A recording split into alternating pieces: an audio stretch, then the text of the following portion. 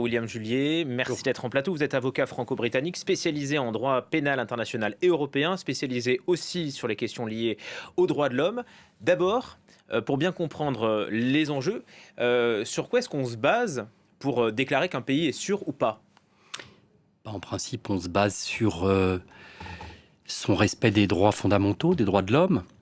Donc ça inclut un certain nombre de critères. Et lorsqu'on approche la question de l'asile, c'est la question de savoir si le pays va être en mesure de protéger les personnes qui souhaitent s'y réfugier, les protéger contre des mauvais traitements. Ça, dans le langage européen, c'est l'article 3 de la Convention européenne des droits de l'homme. Et puis également sous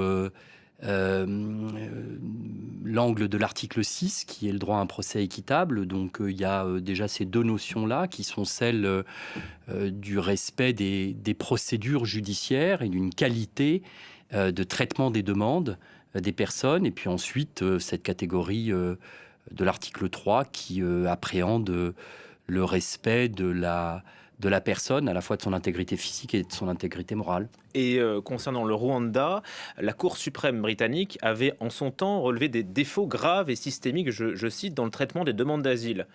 Depuis cette décision, rien n'a changé concrètement au Rwanda. Alors peut-être qu'il y a eu quelques efforts, en tout cas des efforts de façade. Après, il faudra voir si sur le terrain, eh bien, des vrais progrès sont réalisés. Je suis de ceux qui pensent qu'il faut toujours être prudent, mais il ne faut pas non plus toujours être négatif, et il ne faut pas penser que il n'y a que dans les pays européens qu'on peut faire les choses bien. Il est possible de former des gens sur place, il est possible d'essayer d'aller dans le bon sens. Et le Rwanda a des capacités de pouvoir faire les choses bien aussi. Toute la question est de savoir voilà, ce qui va se passer concrètement.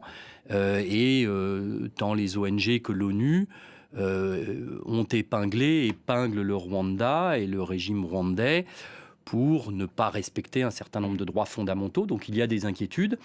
Et c'est vrai qu'on voit derrière la décision qui a été prise de maintenir en Angleterre ce projet, un volet peut-être politique qui pousse.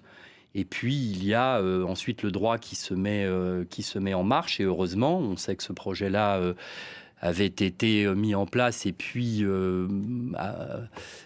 mis en suspens suite à une décision, on en parlera sans doute, de la Cour européenne des droits de l'homme qui avait... Et de la Cour suprême britannique aussi. Mais finalement, est-ce que là, c'est pas une atteinte aussi à l'indépendance de la justice, puisque le Parlement britannique est passé outre?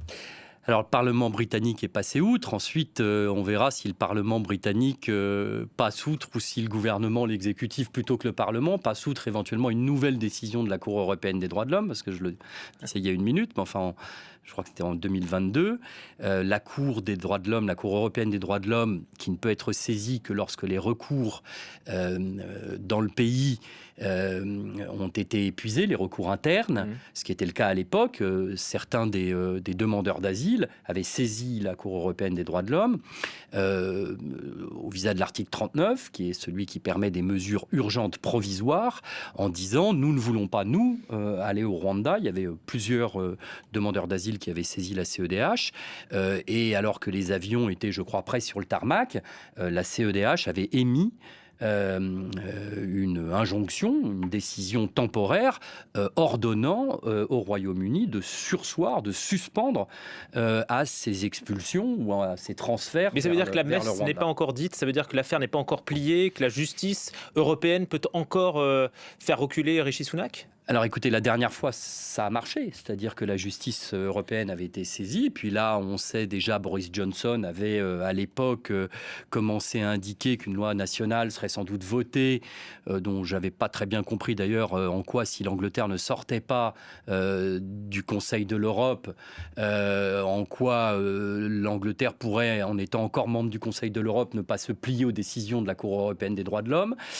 Mais en tout cas, il y avait commencé Boris Johnson avait commencé à agiter politiquement ce sujet-là. Et puis on voit que là, de nouveau, ce débat commence à être agité par les politiques et le Premier ministre qui dit l'Europe ne nous arrêtera pas. On invoque l'esprit de liberté, d'ailleurs lié au Brexit, etc. Il faut revenir au droit. Un pays qui est membre du Conseil de l'Europe doit respecter les décisions de la Cour européenne des droits de l'homme. Et le dernier pays qui est sorti du Conseil de l'Europe, c'est la Russie. Après son invasion après l'invasion de l'Ukraine. Alors, elle est sortie parce qu'ils allaient se faire expulser. Mais enfin, quand vous êtes membre du Conseil de l'Europe, vous respectez les décisions de la CEDH. Alors, il y a des pays qui éventuellement ne le respectent pas. Il y a un précédent pour en parler où la Belgique avait expulsé une personne suspectée d'actes terroristes, je crois en rapport avec Al-Qaïda, vers les États-Unis. Et nonobstant une décision à article 39 également de la CEDH, la Belgique avait procédé à l'expulsion de cette personne vers les États-Unis. Donc elle a passé outre aussi la CEDH. Ensuite, la Belgique a été condamnée, au fond, pour ne pas avoir respecté une décision de la CEDH. Donc, si on regarde le droit, en gros, soit on sort du Conseil de l'Europe et on fait ce qu'on veut, soit on y est encore, et dans ce cas-là, on ne fait pas ce qu'on veut. On verra ce qui se passe. Alors, concrètement, pour ce qui est nouveau maintenant avec ce projet de loi, même s'il est controversé, c'est que les demandeurs d'asile déposeront leur dossier, non plus à Londres, mais à Kigali. Ça veut dire que finalement, Londres donne la responsabilité, en quelque sorte, de ces migrants aux Rwandais. Ça, c'est illégal ? Écoutez, au vu de la Convention de Genève, je pense que ça pose en tout cas une vraie question, parce que dans la Convention de Genève, il y a une obligation pour les États membres à cette Convention, dont fait partie le Royaume-Uni, d'assurer la protection des demandeurs d'asile, avec la nécessité de garantir une qualité de l'étude du dossier et de ne pas refouler une personne vers un pays où sa sécurité, son intégrité pourraient être menacées. Donc je pense qu'une vraie question se pose. Au-delà, c'est la question de la sous-traitance ou du traitement par autrui contre de l'argent, parce qu'ici, il y a quand même cette notion-là. Il y a un échange, il y a une contrepartie. Il y a une contrepartie financière, et bon, je n'ai pas les chiffres là en tête, mais je regardais que c'est calculé, et puis c'est calculé par nombre, enfin, c'est par personne concernée, avec, je crois, des barèmes en fonction de si la personne va rester au Rwanda, etc. Donc je pense que, même si c'est pas trop mon rôle, mais enfin moralement une question est posée, mais juridiquement, je pense qu'il y a une question en effet sérieuse, qui d'ailleurs avait été retenue par la Cour suprême dans sa première décision, qui avait considéré le projet illégal parce que les garanties de qualité de traitement des dossiers n'étaient pas assurées. Et puis il semblerait que maintenant les choses aient changé. Alors si la demande des migrants au Rwanda est acceptée, eh bien ils resteront au Rwanda. En revanche, si le dossier est débouté, il se passe quoi ? Les Rwandais les expulsent vers leur pays d'origine ? Alors, a priori, ça, non. Ça, c'est une des choses qui a été changée, parce que ça, c'était pas possible. Donc, pour, a priori, permettre que la loi ne soit plus considérée, en tout cas en Angleterre, comme illégale, ce point-là a été changé, à savoir qu'ils ne pourront pas être expulsés vers le pays dont ils proviennent. En tout cas, c'est ce que j'en ai compris. Par contre, et alors là, j'ai pas le détail, je comprends qu'il y aurait un deuxième tiroir, enfin un plan B, qui serait qu'en cas de rejet de la demande d'asile, qu'il pourrait éventuellement solliciter de rester au Rwanda sous d'autres dispositions, comme on a en France, c'est-à-dire, admettons, vous êtes sur votre demande d'asile, ça marche pas, mais vous pourriez demander au visa d'autres dispositions du CESEDA qui seraient pour travailler, éventuellement vie privée et familiale, enfin au titre d'autres dispositions. Mais en tout cas, ce qu'on comprend quand même, c'est que le bottom line, comme on dit en anglais, c'est qu'on les envoie là-bas pour qu'ils ne soient pas au Royaume-Uni, Royaume-Uni, pour les dissuader de venir. Qu'ils y restent. Et le Rwanda n'a pas forcément l'air de considérer qu'au vu de l'argent qu'on leur donnera pour qu'ils restent, que ce soit inacceptable. Une dernière question sur la position de l'Europe. Le Conseil européen fait la leçon à Londres en quelque sorte. Les Européens, ils ne sont pas tout blancs dans cette affaire. Il y a Merkel qui en son temps avait passé un deal avec Recep Tayyip Erdogan, le président turc, pour retenir les migrants syriens. Il y a aussi ces hotspots en Afrique. Bon, ça ne semble pas très légal non plus.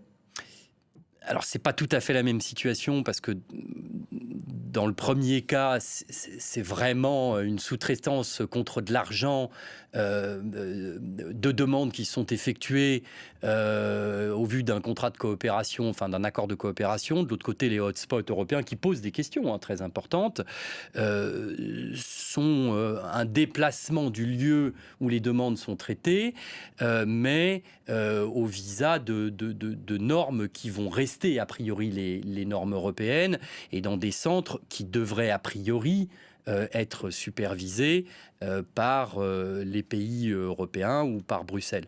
Ensuite, la différence n'est pas totale.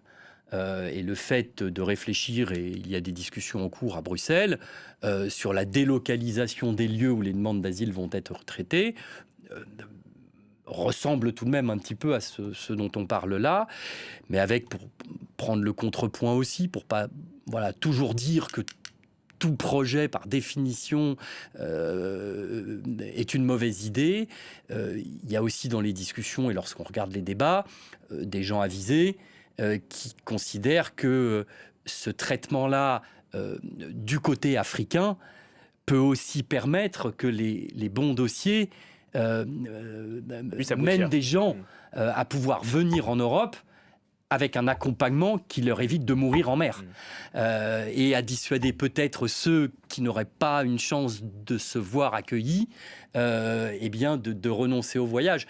Donc c'est le contrepoint, ce qui ne veut pas dire qu'il ne faut pas garantir les droits avec le plus haut niveau d'exigence, mais il y a aussi ce souhait-là qui est d'essayer d'éviter les drames auxquels on assiste, qui sont toutes ces noyades. Merci infiniment, maître